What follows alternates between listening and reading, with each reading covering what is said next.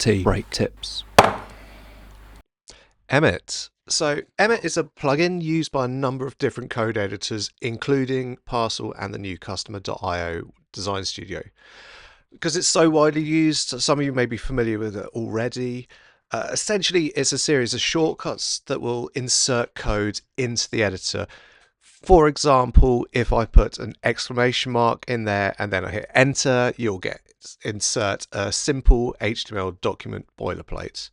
Now, if I tab along, it takes me to some of the key parts that you might want to edit, such as the document title. It's pretty cool. Also, you can do some simple things like an H1 element. So just type in H1, hit enter, and then that element comes up. Or we can do like an image element, hit enter, bosh, and we've got our source attribute and alt attribute already on that element, because these are things that we want to include on every image. So let's just type in alt text there. We can also combine things. So if I type in, for example, UL, then do an arrow, then LI, and then times 3, and then hit enter, that's just going to give us an unordered list with 3 list items in it. So let's just do A, B, and C. So you can see that coming up in the preview there. We can also do this with standard components. So I can use our X list like that, and then do the same thing with that arrow, li, and then times 3, and then hit enter, and then we can see those working there. And let's do the same thing with like A, B, and C, and there we go, and those should come up. So something I do quite a lot of is testing of various email client supports. So for that, I quite often use a lot of test elements. So if I put in something like div and then use the square brackets, and I can put a class equals test. So this is square brackets to add an attribute, and then I'm putting a $ at the end of that test. That will get converted to a number as I put in the number of elements I'm putting. Also, I'm using these curly boys, so I can put in test and then the $ again. So this is going to be text content that is added into my divs. And bosh, there we go. We can see 5 divs with the class name and the content already in there. I'll then add some styles in to do my testing around, but it's a good starting point to work from.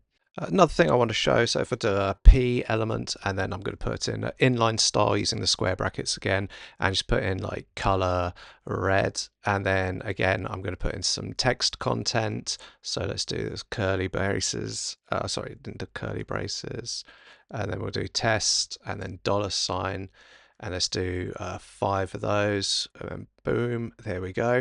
Now we can see here we've got a little red square next to where it says the color red. Now if I hover over that, we get this pop-up come up and with a color picker inside. So we could pick a color here, but another feature this has here is you can click at the top up here and change the color format. So we can change all of these to different formats, because different email clients support different color formats. So this is a good way we can sort of show all the different ones we can do. Also, if you were to get a color format in one of the less supported styles, so something like if you had the HWB format, then you could easily convert it into something like a hex code or an RGB format, which are both have much better support across email clients. So it's a handy little tool, that.